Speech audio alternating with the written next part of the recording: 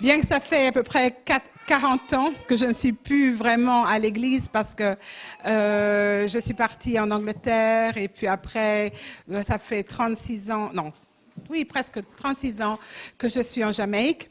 Mais pour moi, home, hein, la maison, l'église, c'est toujours Fondary. Vous vous imaginez? Et c'est toujours une joie de revoir des frères et sœurs d'ailleurs que je connaissais quand j'étais toute jeune et qui sont encore là comme Madame Su et bien d'autres et aussi Blanchard. Ça dit son âge aussi, hein, Blanchard et Patricia. Mais vraiment, c'est vraiment une joie de partager avec vous. Et je dois dire que justement, le fait que l'Église est toujours ouverte, ça m'encourage vraiment beaucoup dans l'œuvre du Seigneur. Vous savez, c'est important de faire ce qu'on a à faire quand on est sur le terrain, mais c'est une bonne chose d'avoir des gens qui prient, d'avoir des gens qui s'intéressent, et je remercie le Seigneur pour ça. Ok, je crois que ça... bon, on verra comment ça va marcher. Alors... Oui, donc je suis vraiment non seulement de revoir de vieux amis, mais aussi de rencontrer beaucoup de personnes nouvelles. Alors aujourd'hui, je voudrais partager avec vous ce qui se passe en ce moment, avant de partager la parole. Je dirige par... Comme vous voyez, là, je suis missionnaire des Assemblées de Dieu britanniques à la Jamaïque, mais quand je suis en Jamaïque, tout le monde me considère comme l'un des leurs, si vous voulez. Je suis donc là-bas, tout le monde me voit comme Claire Kincaid, avec un drôle d'accent parce que j'ai développé un accent anglais avec un petit peu d'américain, de jamaïcain avec. Et je crois que mon accent français a un petit peu de jamaïcain aussi, d'après ce que j'ai compris. Mais oui, c'est vraiment une joie pour moi. Justement, ça va faire 36 ans et quelquefois ça paraît très très longtemps, mais je vous assure que ça a été une vie de bénédiction. Alors là, vous voyez ma famille en 2006. Mais j'aime toujours mettre une photo où mon mari était là. Ça fait 3 ans qu'il est avec le Seigneur. Là, vous le voyez avec les enfants. Et pendant toutes ces années, nous avons travaillé ensemble. C'était un évangéliste, c'était le superintendant des Assemblées de Dieu en Jamaïque, ça a été le directeur de l'école biblique. Et nous avons œuvré ensemble. Mais maintenant, c'est à moi de prendre la relève dans certaines choses. Et je remercie le Seigneur de me donner la force de le faire. Donc, vous voyez mes enfants ici. Et mon beau-frère à gauche, qui est vraiment, qui me soutient beaucoup, qui est une grande aide. Mon fils David, qui est en Angleterre. Ma fille Christelle, qui est à Washington, D.C. Et mon fils Paul. Et je remercie le Seigneur pour mes enfants. Tous les Noëls, ils reviennent. Et quand ils reviennent, c'est pas seulement pour aller à la plage et manger les repas de maman, c'est aussi pour aider dans l'église. Parce que Paul, surtout, c'est un musicien. Et d'ailleurs, quand je vais revenir en Jamaïque en août, il sera là, il va venir pour 2 semaines pour nous aider dans des réunions d'évangélisation. Alors, les zones principales de mon travail, c'est d'abord diriger l'église de Junction. Non, quand je dis diriger, j'ai toute une équipe avec moi. J'ai un jeune homme qui s'appelle Adrian et par la grâce du Seigneur, je pense qu'un jour il va pouvoir me remplacer parce que l'idée c'est justement pour moi d'assurer la transition. Et vraiment, il fait des progrès et priez pour lui pour que vraiment il puisse pouvoir diriger l'Église. J'enseigne aussi à l'école biblique. Ça, c'est quelque chose que j'ai fait pendant très, très longtemps. Et j'avais fait une petite pause.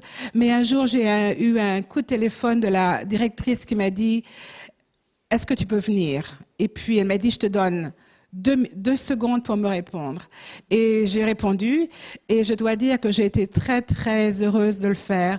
Je vous montrerai des photos plus tard. Mais j'enseigne l'éthique ministérielle et je dois dire que j'ai beaucoup appris et les étudiants ont aussi appris, on a appris ensemble. Et aussi, je continue à diriger le fonds caritatif Varen Kincaid. Je vous ai déjà expliqué dans le passé, mais comme il y a des personnes nouvelles, c'est qu'à la mort de mon mari, tout le monde disait, les gens disaient, mais qu'est-ce qui va se passer maintenant? Parce qu'il était très, très pris dans une organisation caritative qui s'appelait Food for the Poor. Et il avait toujours un cœur pour les gens qui étaient dans le besoin. Et moi, j'étais là derrière lui, mais d'un autre côté, c'était lui qui était vraiment l'agent, c'était lui qui s'occupait de tout ça. Alors, quand mon mari n'était pas encore enseveli, il n'y avait pas encore eu les obsèques, et les gens disaient déjà qui va s'occuper de nous. Et le Seigneur m'a dit, oui, c'est vrai, qui va le faire? Et là, j'ai pu répondre à l'appel du Seigneur, et nous avons pu recommencer. Vous savez, justement, je vais parler plus tard de l'appel du Seigneur. Et souvent, c'est à différentes périodes de notre vie, le Seigneur nous demande de faire des choses différentes, et il faut toujours être prêt à sortir de notre zone de confort. Mais là, je commence à prêcher mon message, ça va pas. Hein? Alors, on va recommencer.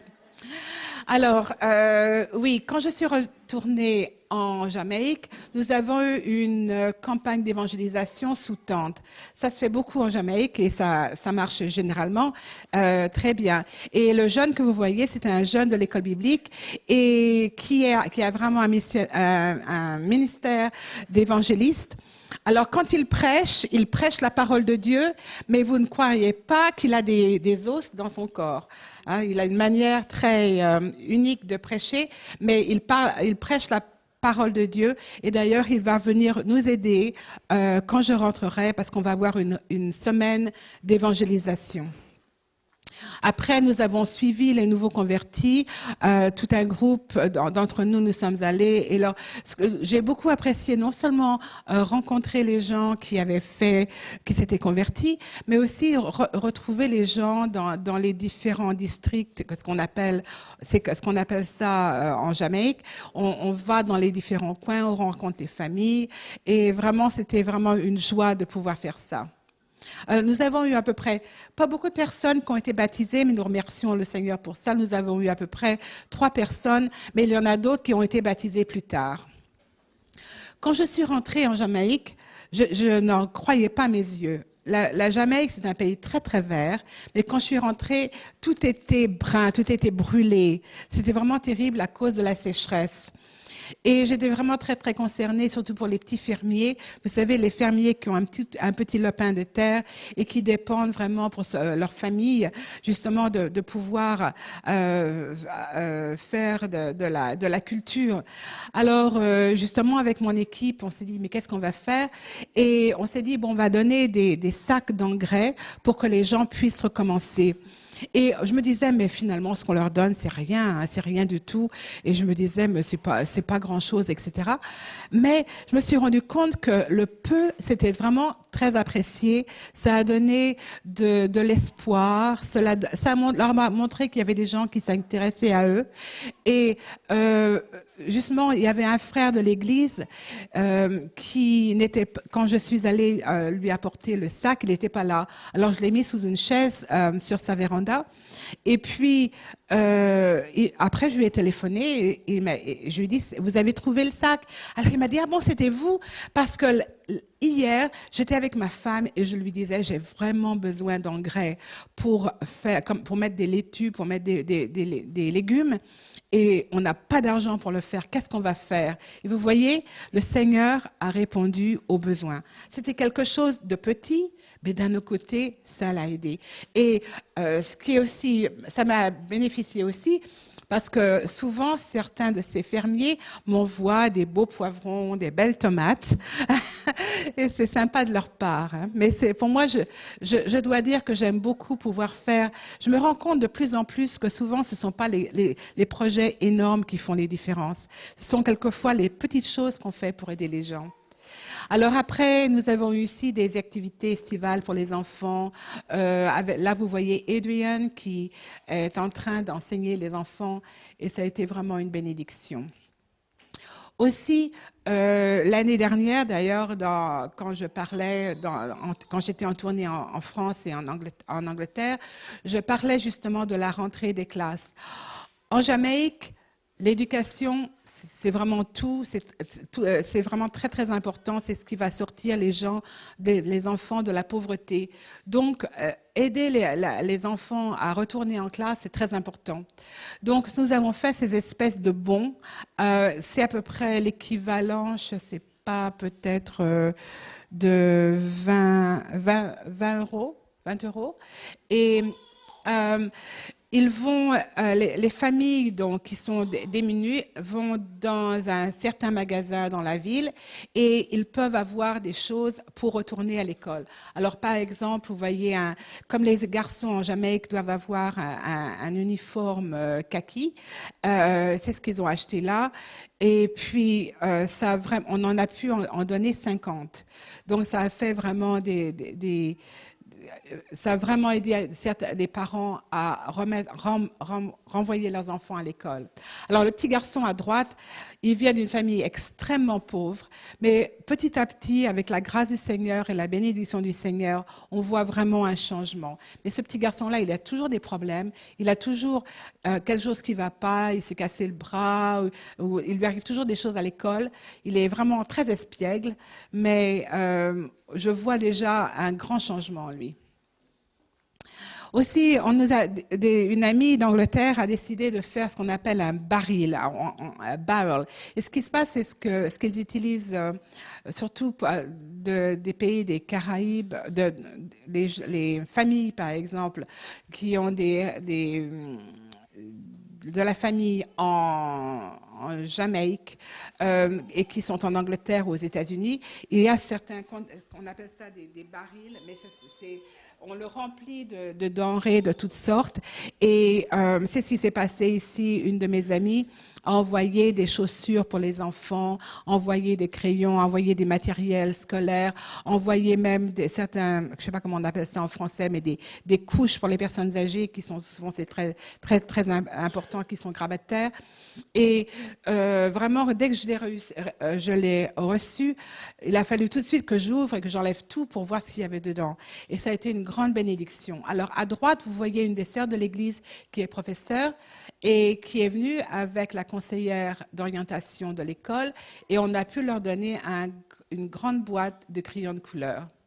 Alors là, ils avaient amené aussi de cette école en particulier 6 garçons et on leur a donné justement une paire de chaussures chacun et ils étaient tellement contents parce qu'il y en avait un, sa grand-mère avait dû couper le bout de la chaussure pour pouvoir passer ses doigts de pied. Alors vous vous imaginez que, bon, autrefois on allait à l'école pieds nus, mais maintenant plus du tout.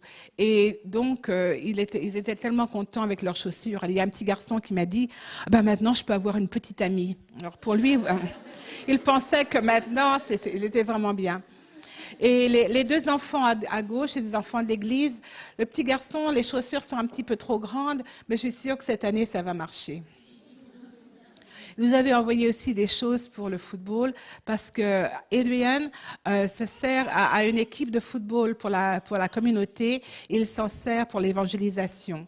Pour l'instant, ça va doucement. On a à peu près 2 garçons qui viennent de temps en temps à l'église, mais on s'attend vraiment que petit à petit, justement, par ce contact régulier avec Adrian et de savoir que l'Église est derrière eux, nous prions pour que le Seigneur utilise ça pour sa gloire. L'année dernière, je disais à tout le monde, priez pour nous pour que le Seigneur pourvoie à un minibus et parce que nous avons à prendre des gens de différentes communautés tout autour de Junction. Les communautés où on va, ce sont des communautés généralement très pauvres. C'est très différent de ce qui se passe à Junction, mais le Seigneur nous a toujours amenés dans ces endroits-là et on les amène à l'Église. Et c'est une bénédiction. Et alors là, le Seigneur nous a donné un minibus et nous a même donné un homme qui possède lui-même et qui opère 3 minibus et c'est lui qui s'occupe de tout. C'est lui qui nous a trouvé le minibus, etc. Et c'est ça qui est merveilleux, c'est dans une église, chacun a sa place.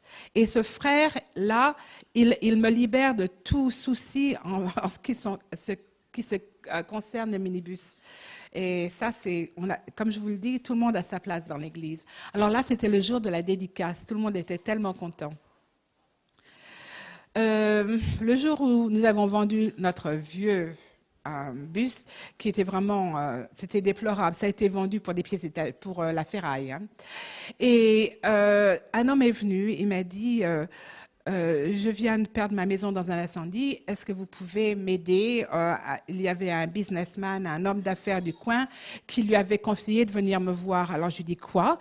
Est-ce qu'il t'a donné quelque chose? Il dit non, rien. Alors vous voyez, il l'a envoyé directement vers moi. Alors j'avais une dame de l'église, elle me dit pourquoi on ne va pas voir ce qui se passe?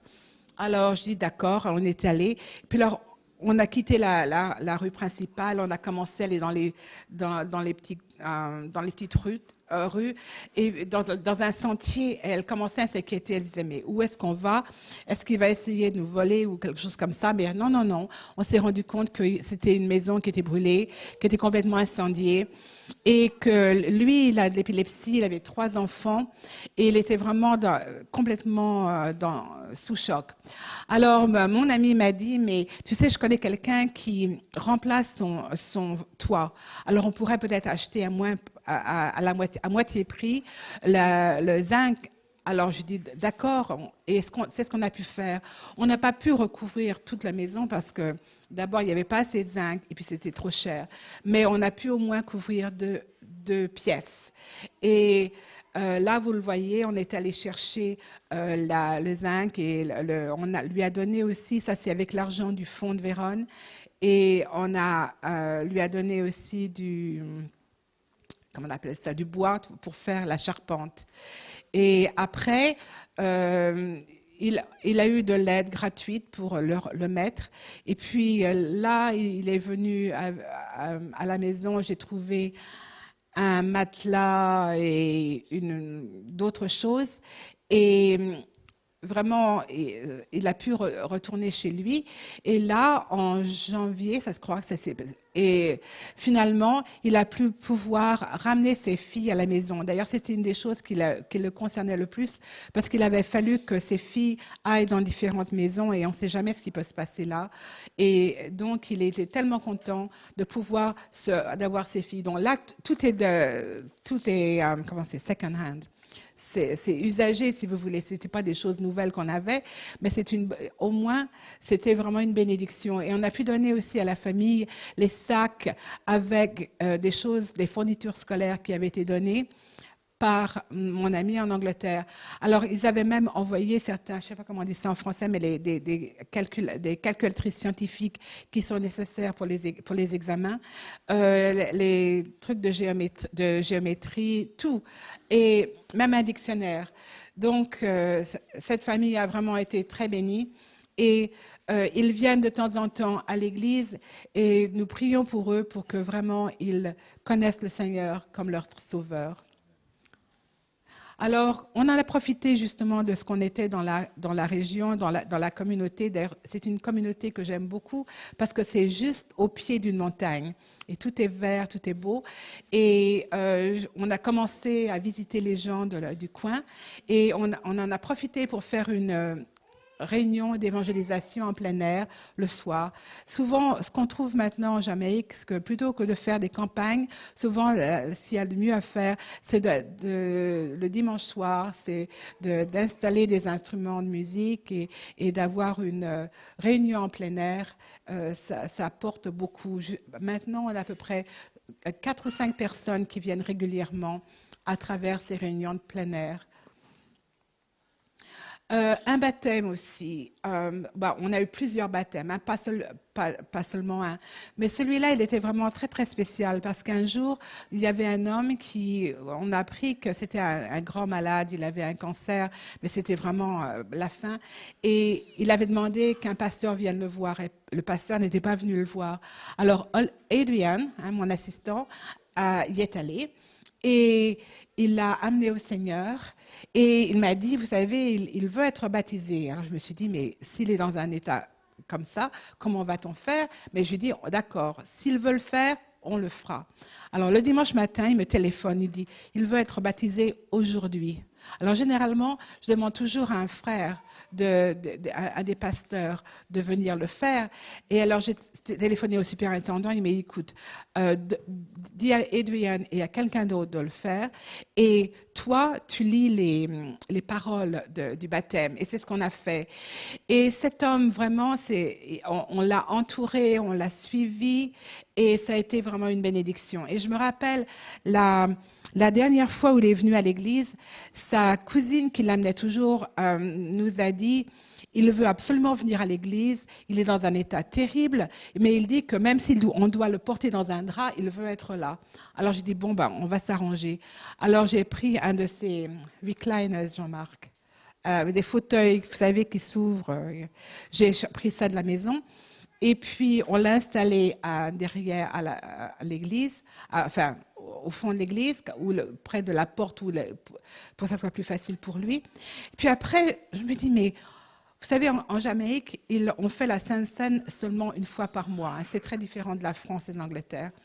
Alors, mais je me suis dit, mais il n'a pas encore pris la Sainte Seine. Alors, je lui dis, on va prendre la Sainte Seine et on va le faire autour de lui. Et c'est ce que nous avons fait.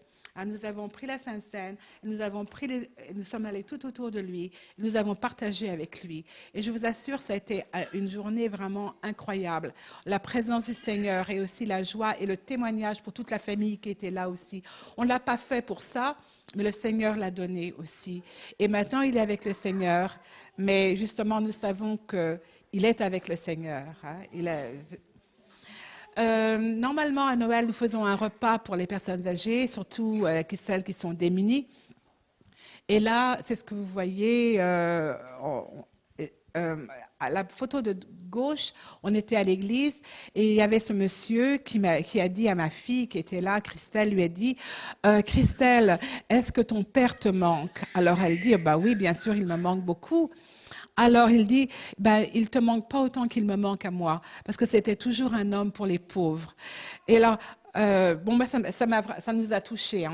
On avait les larmes aux yeux, bien que je me disais, mais alors qu'est-ce que je fais moi, hein? Mais enfin, je comprends ce qu'il voulait dire. Et alors, généralement, on a des personnes qui, chaque mois, prennent des sacs pour les personnes âgées. Chaque mois, on a à peu près 50 sacs que l'on distribue à ceux qui sont vraiment dans le besoin, surtout les personnes âgées. Mais à Noël, j'avais dit non, on va le faire d'une manière personnelle pour qu'on puisse bien les connaître. Alors, c'est ce que nous avons fait. J'avais ma fille et ma nièce Camille, d'ailleurs, qui étaient avec nous. Et nous avons fait tout le tour et ça a vraiment été une bénédiction. La dame au milieu, c'est ce qu'on appelle une poco. C'est un mélange, c'est une syncrétisation du christianisme et de certaines des religions africaines, mais elle était très, très, très, très, très contente de recevoir. Oh, wrong way. Alors là, justement, je vous dis, tout le monde s'y met. Vous avez Camille à gauche et Christelle qui remplissait des sacs. À vrai dire, quand les enfants étaient petits, c'est une des choses que mon mari faisait tous les Noëls. Il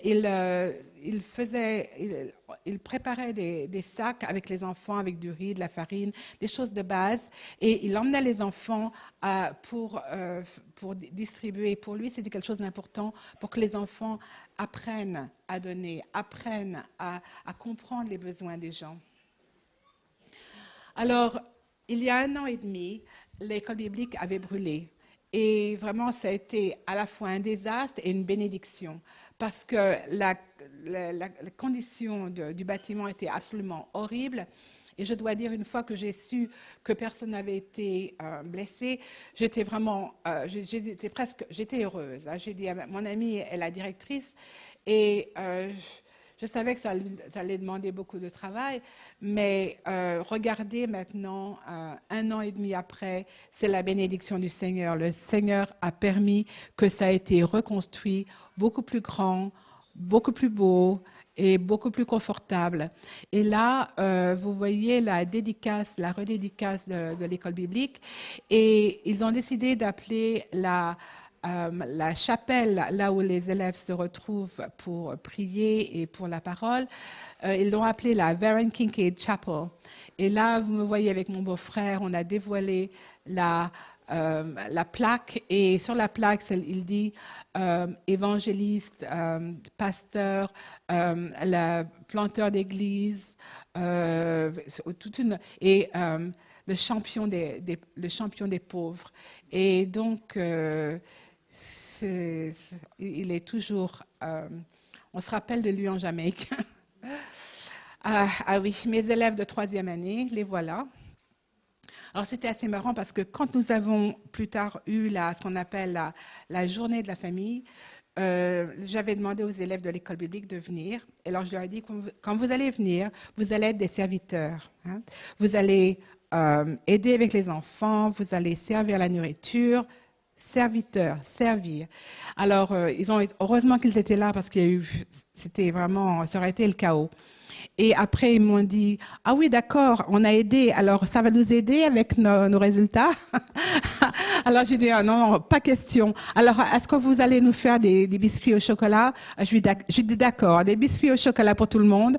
Mais donc, on a souvent une bonne relation avec les étudiants, ils sont sympas. Alors, on a le dimanche de la famille, où le dimanche matin, on a une réunion, comme d'habitude, de louanges, et on a la parole du Seigneur. Et après, comme on avait les gens pour la journée, parce qu'on a pourvu à un repas, on en a profité pour enseigner. Alors, on a demandé à une dame qui est une inspectrice de la Public Health, de la santé publique, et elle a parlé du virus Zika qui en ce moment est dans les Caraïbes, et justement je pense qu'en ce moment ça doit progresser en Jamaïque. Et vous savez, c'est très dangereux pour les femmes enceintes, et donc elle a parlé de tout ça. J'ai mon ami Beryl qui était venu pour l'occasion et qui a parlé de la démence sénile, etc. Parce qu'en Jamaïque, les gens font face à ça, mais ils ne comprennent pas ce qui se passe. Donc, elle en a profité pour enseigner. Et une autre dame a parlé de comment résoudre les conflits d'une manière pacifique sans se battre, quoi. Donc, ça a été vraiment, vous voyez, d'une manière très concrète, mais c'est important. Il y avait des activités pour les enfants aussi, et on avait eu 150 enfants, et ça vous donne une idée. Vraiment, c'est une bonne chose que les étudiants de l'école biblique étaient là, parce que, surtout avec ce qu'on appelle en Jamaïque le bounce about, c'était un petit peu chaotique. Mais ils ont eu aussi la parole. Il y a une famille dont je m'occupe tout le temps, depuis très longtemps avec mon mari. C'était Bernadette. Elle a 2 enfants qui sont handicapés, mais qui ont... c'est vraiment très difficile pour elle. Elle ne peut pas travailler. Il faut toujours qu'elle s'occupe des enfants. Alors à Noël, quand on est allé les visiter, parce que j'ai emmené ma famille pour la voir, on a vu là où elle se lavait dehors et où elle lavait ses enfants, pas de ciment entre les parpaings, etc. Et je me suis dit, il faut absolument qu'on fasse une salle de bain ou une salle de douche pour Bernadette. Et finalement, un jour, j'ai reçu un chèque d'une église d'Angleterre. Et alors, je réponds et je dis, bon, je vais utiliser une partie de cet argent pour Bernadette. Et là, ce qu'ils ont répondu par m'envoyant un chèque encore plus grand. Alors, j'ai dit, voilà la salle de bain. Et c'est ce que nous avons fait. Alors, j'ai pris une équipe de 4 builders, maçons. Elle habite 1h30 de chez moi. Alors, tous les jours, il fallait que j'emmène les gens. Et pendant 4 jours, ils ont construit. Alors, le 2e jour, il y a une équipe de l'église qui est venue et ils ont peint la maison, ils ont nettoyé, ils ont fait tout ce qu'ils pouvaient pour aider. Et c'est une maison que mon mari leur avait procurée par Food for the Poor. Et ça a été vraiment une grande bénédiction pour elle, déjà d'avoir des gens, de voir que des chrétiens s'occupaient d'elle. Et là, voilà la salle de bain. Finalement, j'ai décidé, je ne vais pas faire une salle de douche. Et pourquoi ne pas avoir une salle de bain complète, hein, parce qu'il y a l'eau dans cette région-là. Alors, on l'a fait derrière la maison. Et la voilà. Et elle est très, très contente. Ça fait vraiment une grande différence à la famille. Et vous voyez, une des choses que je vois, c'est que quand le Seigneur me met un projet sur le cœur, il permet que les fonds arrivent, que l'aide arrive. Et vraiment, c'est une joie. Elle est très dépressive, elle est anémique, mais je continue à la suivre.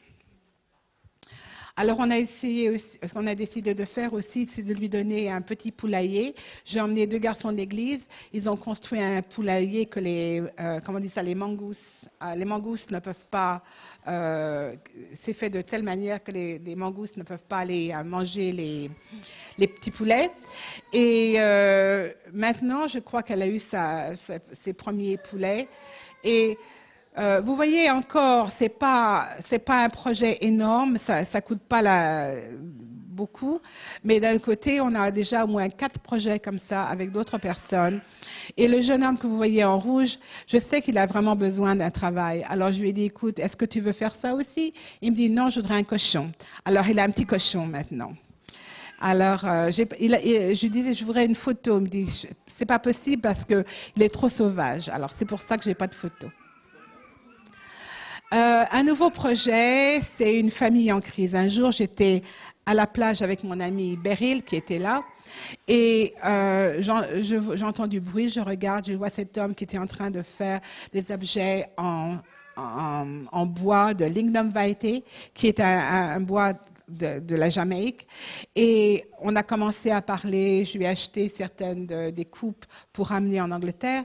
Et après, en parlant à sa girlfriend, avec son amie, je me suis rendu compte que leurs conditions de vie étaient absolument horribles. Et la semaine suivante, quand je suis allée chercher certains d'autres de ces bols et de ces plats, il y avait un pasteur des Assemblées de Dieu qui était là. Et il m'a dit, écoute, je vais regarder ce qui se passe et je te dirai, et comme ça, on travaillera ensemble. Alors, ce qu'il avait fait, en plus de ça, on allait avoir une réunion, une rencontre d'église. Il a dit, ce qu'on va faire, on va demander de l'argent aux gens, de leur demander une offrande, et on aidera cette famille-là. Alors, c'est ce qu'on a fait. Et pour vous montrer là où il habitait, c'était vraiment terrible. Parce qu'ils avaient dû quitter la maison familiale à cause de problèmes de famille. Et maintenant, ce qu'on va faire, c'est faire une petite maison en contreplaqué, probablement faire une pièce pour commencer. C'est un homme qui travaille très dur, mais il ne pouvait pas construire la moindre chose. Et voilà, Cyril, c'est encore un homme que je vais bientôt aider parce que sa maison a été brûlée, ça a été incendié. Donc, vous savez, une des choses que je demande au Seigneur, c'est toujours de me diriger. Je ne veux pas être, escamé. Je veux pas être qu'on me raconte des histoires. Vous savez que je veux vraiment que les gens que j'aide, ce sont les gens que le Seigneur a dirigés vers moi. Et c'est ce que je vois. Le Seigneur est vraiment fidèle. Alors priez s'il vous plaît pour la continuation de tous ces projets, la rentrée des classes, les sacs de nourriture, l'assistante médicale. Aussi, très souvent, on a aidé des gens avec le Fonds de Vérone pour la chimiothérapie, ça se dit en français, et pour toutes sortes de choses. Le monsieur que je vous avais montré, qui avait un cancer, il y a eu un moment, ils n'avaient plus de morphine. Alors j'ai écouté, mais dites-le nous on va vous aider. Parce que pour moi, que cet homme souffre alors qu'il pourrait avoir de l'aide, c'est très important. Alors nous sommes toujours en train d'aider les gens. Et aussi, ce que nous voudrions faire, c'est acheter une petite camionnette pour les projets, pour qu'on puisse, on n'est pas toujours à louer un véhicule. Et aussi prier pour les prochains achats, les prochains efforts d'évangélisation.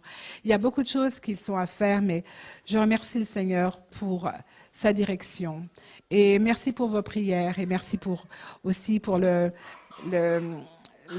don que vous m'avez fait l'année dernière et qui m'a permis de faire certaines des choses que vous avez vues là. Nous sommes ouvriers avec le Seigneur. Donc voilà seulement quelques idées de ce qui s'est passé, ce qui se passe en Jamaïque. Maintenant, je voudrais partir.